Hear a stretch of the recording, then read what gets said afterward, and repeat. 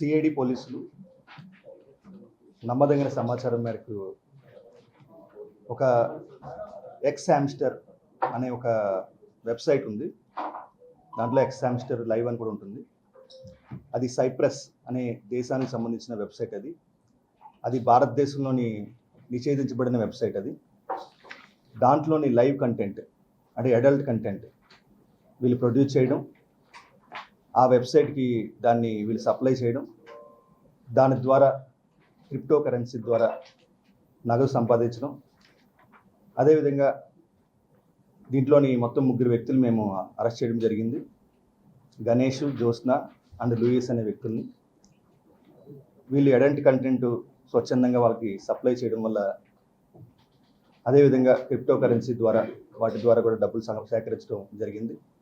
వీటికి సంబంధించిన ఎక్విప్మెంట్ అంతా కూడా మా సిఐడి బృందాలు గుంతకల్లోని, అదేవిధంగా బెంగళూరులో కూడా ఆకస్మిక దాడులు చేసి అక్కడ వీళ్ళని అరెస్ట్ చేయడం, వాటికి సంబంధించిన ఎక్విప్మెంట్ అన్నీ కూడా మనం సీజ్ చేయడం జరిగింది.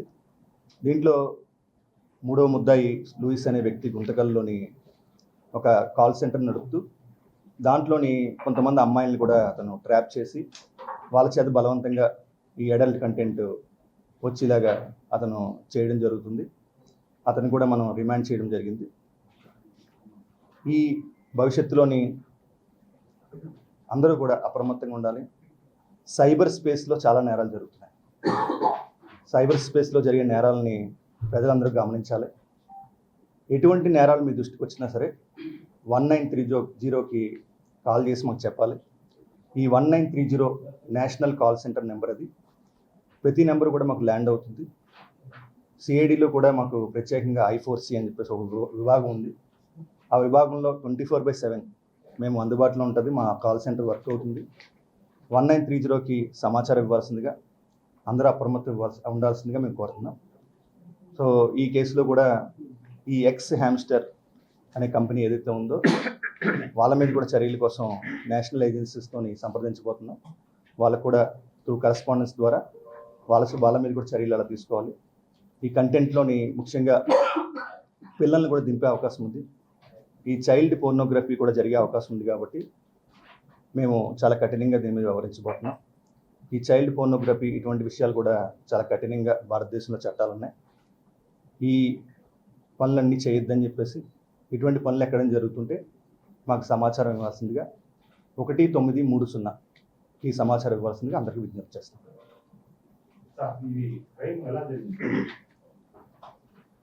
మీకు ఎక్స్ హామ్స్టర్ అని ఒక వెబ్సైట్ ఉంటుంది. దాంట్లో వీళ్ళు ఏం చేస్తారంటే ఇంకా మనకి ఆ వెబ్సైట్లో మనం చూసినప్పుడు నిషేధించబడింది, కానీ కొన్ని URL ద్వారా వీళ్ళు తెచ్చుకుంటున్నారు. అది వేరే విధానం ద్వారా. దాంట్లో మనకి లైవ్ అనే ఒక ఆప్షన్ ఉంటుంది. ఆ లైవ్లోని అడల్ట్ కంటెంట్ అంటే ఇంకా మీకు అర్థమై ఉంటుంది. అశ్లీలమైన చిత్రాలు కానీ, దృశ్యాలు కానీ, వీడియోస్ కానీ వీళ్ళు లైవ్లో చూపిస్తే ఇంకా వీళ్ళకి కొన్ని పాయింట్స్ వస్తాయి. ఆ పాయింట్స్ని వాళ్ళు క్రిప్టో కరెన్సీ అంటే బిట్కాయిన్ కానీ ఇంకా ఇతరత్ర మార్గాలు ఉన్నాయి. వాటి ద్వారా వీళ్ళు సపోజ్కి కొన్ని పాయింట్లు సంపాదించిన తర్వాత ఆ సైప్రస్ బేస్డ్ కంపెనీ, ఆ దేశ కంపెనీ ఏం చేస్తుందంటే ఇంకా ఒక 50% వాళ్ళ కమిషనింగ్ తీసుకుని మిగతా 50% వీళ్ళకి ఇవ్వడం జరుగుతుంది. సో అట్లాగే వీళ్ళు ఆ కంటెంట్ డెవలప్ చేయడం, అమాయకమైన అమ్మాయిలను కూడా ఈ వృత్తిలోకి దింపడం, ఇవన్నీ చేస్తున్నారు. సో సిఐడి పోలీసులు నమ్మదగిన సమాచారం మేరకు చాలా బ్యాక్గ్రౌండ్ చెక్ చేసి ఈ 2 ప్లేసుల్లోని గుంతకల్లోని బెంగళూరులో కూడా ఈ ముఠాన్ని మనం బ్రేక్ చేయడం జరిగింది. లోకల్ పోలీస్కి సహాయం తీసుకోవడం జరిగింది. అక్కడ కూడా మనం ట్రాన్సిట్ వారెంట్ తీసుకుని వాళ్ళని ఇక్కడ ఈరోజు కోర్టులో ప్రొడ్యూస్ చేయడం జరుగుతుంది. ఉన్నారు, కొంతమంది ఉన్నారు. ఇంకా అది దర్యాప్తు నడుస్తుంది. బాధితుల వివరాలు మనం పూర్తిగా బయట చెప్పలేము. సో బాధితులు అయితే ఉన్నారు కొంతమంది. విచారణ చేశారు. ఈ నేపథ్యంలో దాదాపు దీనికి ఎప్పటి నుంచి పాల్పడ్డారు, ఎప్పటి నుంచి ఇది మోటివ్గా ఇది కొనసాగుతుంది? అంటే గత 1-2 సంవత్సరాల నుంచి వీళ్ళు యాక్టివ్గా చేస్తున్నారు. అంతకుముందు కూడా వీళ్ళకి ఆలోచనలు ఉన్నాయి. సో మాకున్న సమాచారం ప్రకారం సంవత్సరం 2 సంవత్సరాల నుంచి కూడా కొంతమంది వీళ్ళు చేస్తున్నారని మాకు సమాచారం. మీ విచారణలో భాగంగా ఇప్పుడు సంవత్సరం 2 సంవత్సరాల నుంచి కూడా ఇది కొనసాగుతుందని మీరే చెబుతున్నారు. మీ విచారణలో తేలిందంటున్నారు. ఇప్పటివరకు ఎంతవరకు వీళ్ళు అమౌంట్ చేశారు, అమౌంట్ ఎంత వచ్చి ఉందనేది? అంటే వీళ్ళు సుమారుగా బెంగళూరు సంబంధించిన వాళ్ళు సుమారుగా 16 లక్షలు సంపాదించామని చెప్తున్నారు. కానీ ఇంకా దర్యాప్తు ఇంకా కొనసాగుతుంది కాబట్టి ఇంకా ఎక్కువ అమౌంట్ అయినా సంపాదించారని కూడా మనం వివరాలు సేకరించాలి. అదేవిధంగా గుంతకల్లు లూయిస్ అనే వ్యక్తి సుమారుగా 11 లక్షలు సంపాదించినట్టు తెలుస్తుంది.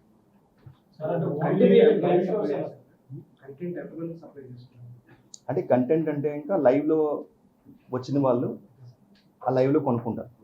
దానికి ఇట్ డిపెండ్స్, వాళ్ళు వారంలోని ఎన్ని గంటలు పని చేస్తారని దాని మీద కంటెంట్ ఉంటుంది. Subscription base. Only live shows లేకపోతే వీళ్ళేమన్నా ఫోన్ వీడియోస్ కూడా చేసి వాటిని అవి కూడా చేశారని మాకు సమాచారం ఉంది.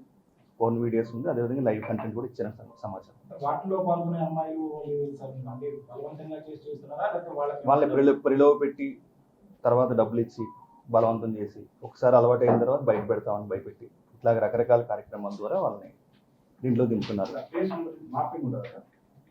అంటే ఫేస్ చూపించకుండా చేస్తారు. సరే, యాక్చువల్గా వాళ్ళకి ఎలా అవుతారు? ముందు ఉద్యోగం ఇప్పిస్తానా లేకపోతే ఏదైనా సినిమాలు? ఉద్యోగం ఇప్పిస్తారని కాదు, వీళ్ళు డబ్బులు అవసరం, రకరకాల చెడు ఆలోచనలు, చెడు వ్యసనాలు, లేదంటే ఇంకొక రకాలుగా వాళ్ళు డబ్బులు అవసరం అవుతాయి. ఆ డబ్బులు సంపాదించాలంటే ఈ చెడు మార్గాలన్నీ కూడా వాళ్ళు ఎక్స్ప్లోర్ చేస్తారు. అంటే ప్రధానంగా ఈ ర్యాకెట్ లో ఎంతమంది బాధితులు ఉన్నారని ఇప్పటివరకు తెలియదు. మాకు 3 అయితే మనకి కన్ఫర్మ్గా తెలిసింది. ఇంకా ఎక్కువ మంది బాధితులు ఉన్నారని మనం కనుక్కోవడానికి ప్రయత్నిస్తున్నాం. సార్, వీళ్ళిద్దరు ఎలా సార్? వీళ్ళిద్దరు పేర్లు గణేష్, జ్యోత్స్న, వీళ్ళు ఇద్దరు కూడా శ్రీకాకుళం చెందిన వాళ్ళు. వీళ్ళు బెంగళూరులో ఇప్పుడు ప్రస్తుతం ఈ కార్యక్రమాలు చేస్తున్నారు. రిలేషన్.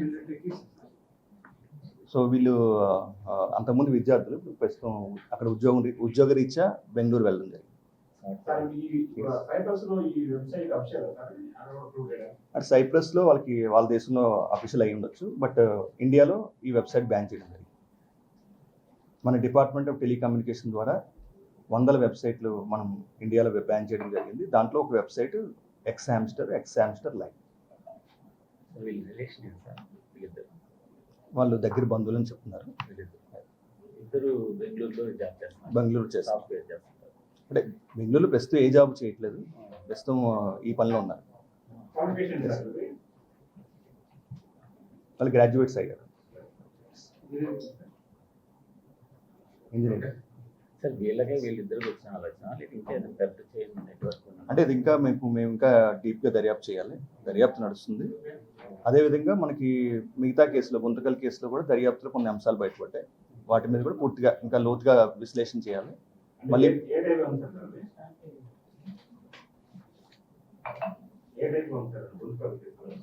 గుంతకల్లో వాళ్ళు కాల్ సెంటర్ నడుపుతారు, లూయిస్ అనే వ్యక్తి. సో కాల్ సెంటర్లోని వచ్చిన అమ్మాయిల్ని ట్రాప్ చేసి బలవంత పెట్టి డబ్బులు ఎరచూపి అట్లాగా కొంతమంది చేసినట్టు సమాచారం. ఇండియన్ గుంతకల్కి సంబంధించిన. సార్, ఇద్దరు వేరే గ్రూప్సా కాబట్టి ఒకే గ్రూప్లో 2 చోట్ల పెట్టారు అలా? అంటే ఇద్దరు కూడా ఎక్స్ హామ్స్టర్ సంబంధించిన అంశమే. సో మా పరిశోధనలో ఎక్స్ హామ్స్టర్ సంబంధించి ఇట్లాగా ఎవరెవరు చేస్తున్నారు అనేది బ్యాక్గ్రౌండ్ చెక్లో మనకి బయటపడిన నిజాలు ఇవన్నీ కూడా. సార్, బాధితుల్లో ఏ స్టేట్ వాళ్ళు ఎక్కువ అవకాశం? బాధితులు ప్రస్తుతం అంటే మన స్టేట్లోనే దర్యాప్తు చేసాం. ఇంకా ఇతరత్ర రాష్ట్రాలకు కూడా మన సమాచారం అందిస్తే ఇంకా అక్కడైనా ఇంకా వేరే వాళ్ళు ఉన్నారని మనం బయటపడతాం. వాళ్ళు ఎవరైనా బాధితులు ఉంటే మీ దగ్గర అప్రోచ్ అవ్వడానికి 1930 అలానే మన 1930కి రావచ్చు, లేదంటే సిఐడికి వచ్చి ఎస్పీ సైబర్ క్రైమ్ కూడా కలవచ్చు. చాలా కాన్ఫిడెన్షియల్ కదా లేడీస్, అంత ధైర్యం చేయదు. కాన్ఫిడెన్షియల్ ఇప్పుడు రీల్స్ కానీ లేకపోతే వీళ్ళు కంటెంట్ పంపించిన దాంట్లో క్రిప్టో కరెన్సీ అంటే వీళ్ళకి హవాలా మార్గం ద్వారా డబ్బులు వస్తున్నాయి, లేకపోతే డైరెక్ట్ వీళ్ళ అకౌంట్లోకి క్రెడిట్ అవుతాయి? వాళ్ళకి కూడా కొన్ని యాప్స్ ఉన్నాయి దానికి. ఆ యాప్స్ ద్వారా సపోజ్ ఉదాహరణకి బిట్ కాయిన్ ఉంది, ఆ బిట్ కాయిన్లో డబ్బులు వస్తాయి. వచ్చిన తర్వాత దాన్ని మార్చడానికి కొన్ని వజిరాక్స్ అని కొన్ని యాప్స్ ఉన్నాయి. దాని ద్వారా వాళ్ళు ఆ డాలర్స్ని ఇండియన్ రూపీస్ని మార్చుతారు. సో వాటి మీద మనం చూస్తున్నాం. మొత్తం ఈ కేసులో ఎక్స్ హామ్స్టర్ లైవ్తో పాటు వజిరాక్స్ ఇట్లా ఏదైతే క్రిప్టో కరెన్సీలో దుర్వినియోగం అవుతుందో దాని మీద కూడా మనం దర్యాప్తులో కొంచెం లోతుగా వెళ్ళబోతున్నాం. వీళ్ళు ఇప్పుడు ఏదైనా ఒక గ్రూప్ వాట్సాప్ గ్రూపులు మెయింటైన్ చేయడం కానీ అలా ఏమన్నా? అది కూడా మనం ప్రయత్నం చేస్తాం. సార్ ఇప్పుడు దీంట్లో ట్రైన్ లో ఆ బాధిత మహిళలు పాల్గొన్నారని డైరెక్ట్ వీళ్ళు దగ్గరికి వెళ్తే ఎక్కడి నుంచి ఆన్లైన్ కాంటాక్ట్ చేసినా కూడా అదే బాధిత మహిళలు బాధిత మహిళలు ఆ లూయిస్ అనే వ్యక్తి మనకి అతను ట్రాప్ చేస్తుంటాడు కొంతమంది. ఆన్లైన్ ద్వారా ఏముంది కదా అది ఆన్లైన్లో లైవ్ పెడతారు. ఆ లైవ్కి ఎక్విప్మెంట్ అంతా ఉంటుంది. వాళ్ళ కెమెరాస్ ఉంటాయి, ఫ్లాష్ లైట్స్ ఉంటాయి, మొత్తం ఒక స్టూడియో టైప్లో పెట్టుకుంటారు. ఆ లైవ్ ఆన్ చేసి ఆ లైవ్లో వీళ్ళు న్యూడ్ కంటెంట్ లైవ్లో చూపిస్తాం. ఎలా బాధిత మహిళలు అట్రాక్ట్ వీళ్ళంటారా బాధిత మహిళలు వెళ్ళారు కదా బాధిత మహిళలు వీళ్ళ దగ్గరికి వెళ్తారు, వెళ్ళాల్సి ఆ స్టూడియోలో చేస్తారు ఇదంతా. మనకి కంప్లైంట్స్ వచ్చి ఇంకా దర్యాప్తు ఉంది. ఇంకా కొన్ని వేరే ప్లేసుల్లో కూడా కొన్ని చోట్ల జరుగుతుంది. మనం దానికి కూడా విచారణ చేస్తాం. సో ఆ బెట్టింగ్ యాప్ గురించి కూడా దాని మీద కూడా కేసులు నమోదు చేయబోతున్నాం. గోవింద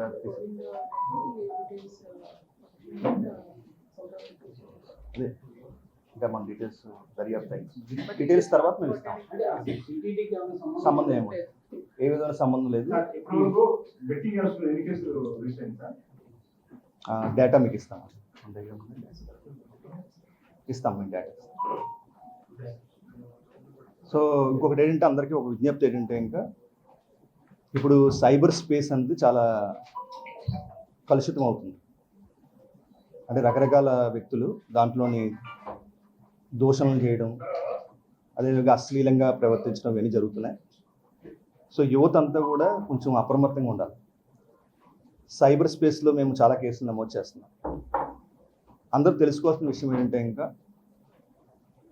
మనకి ఒక అశ్లీల పదజాలం దాంట్లో ఉపయోగించినప్పుడు మీరు డిజిటల్ ఎవిడెన్స్ వదులుతున్నారు. దాంట్లో మనం రోడ్డు మీద వెళ్ళేటప్పుడు మనం ఎవరినో తిట్టాం, ఇంటికి వెళ్ళిపోయాం, దానికి ఎవిడెన్స్ ఎక్కడ రికార్డ్ అవ్వకపోవచ్చు.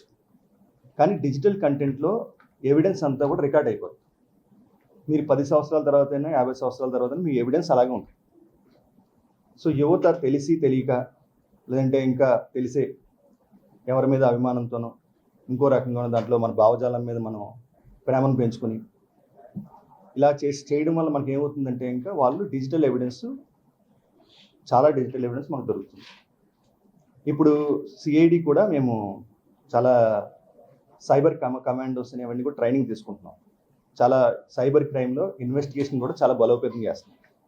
సో భవిష్యత్తులోని ఈ క్రైమ్ ఏవైతే మీ మధ్యకాలంలో సోషల్ మీడియా రకరకాల కేసులు నమోదైనయో వాళ్ళ ఎవిడెన్స్తో వాళ్ళకి కన్విక్షన్స్ వచ్చే అవకాశం, శిక్షలు పడే అవకాశం చాలా ఎక్కువ ఉంటుంది. సో వాళ్ళు దయచేసి అందరూ కూడా గుర్తుపెట్టుకోండి, యువతీ యువకులు ముఖ్యంగా ఏదైనా మీకు వచ్చింది, ఒక వీడియో వచ్చింది, దానికి కామెంట్ చేసేటప్పుడు అశ్లీలంగా మీరు కామెంట్ చేసినా ఇంకొకటి చేసినా సరే సైబర్ స్పేస్లో ఆ ఎవిడెన్స్ ద్వారా మీరు కూడా నేరస్తులయ్యే అవకాశం ఉంది. వాటికి దూరంగా ఉండండి. మీ భవిష్యత్తు, మీ పిల్లల భవిష్యత్తు, మీ తల్లిదండ్రుల భవిష్యత్తు, వీళ్ళందరి గురించి ఆలోచించండి. సైబర్ స్పేస్ని మనం క్లీన్ చేసుకోవాల్సిన అవసరం వచ్చింది. మనకి ఇప్పుడు నేను ఐజీ ఈగల్ అదేవిధంగా సైబర్ సెక్యూరిటీ ఇన్ఛార్జ్ కింద ఉన్నాను. సో 2 ఎడిక్షన్స్తో మనం సఫర్ అవుతున్నాం సొసైటీలో. ఒకటి డ్రగ్స్ సంబంధించిన ఎడిక్షన్స్, దానికి డీల్ చేస్తున్నాం. అదేవిధంగా సైబర్ చూస్తే సైబర్ ఎడిక్షన్ కూడా మనం చాలా జాగ్రత్తగా గమనించాలి. ఎక్కువ మంది మనం చూస్తుంటే ఇంకా ఎక్కువ గంటలు యువత కూడా దాంట్లోనే ఉంటున్నారు. దాంట్లో ఉండడం వల్ల రకరకాల ఆలోచనలు, చెడు ఆలోచనలు ఇవన్నీ వస్తాయి. సో మీ అందరు కూడా తెలుసు, ఎవరైనా మనము చెత్త తీసుకొచ్చి ఇంట్లో వేస్తే మనం ఒప్పుకోం.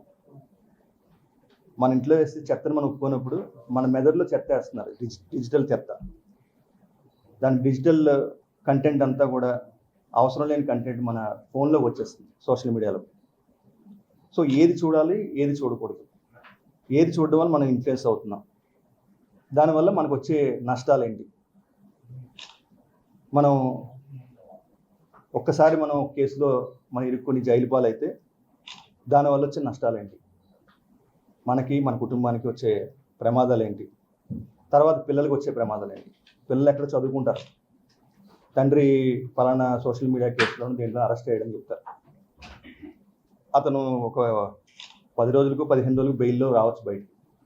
కానీ ఆ పిల్లల మానసిక పరిస్థితి ఇవన్నీ మనం అర్థం చేసుకోవాలి. సో సోషల్ మీడియా ఉపయోగించేటప్పుడు చాలా జాగ్రత్తలు తీసుకోవాలి. దాంట్లోని ఆ స్పేస్ని మనం చాలా జాగ్రత్తగా ఉపయోగించాలి.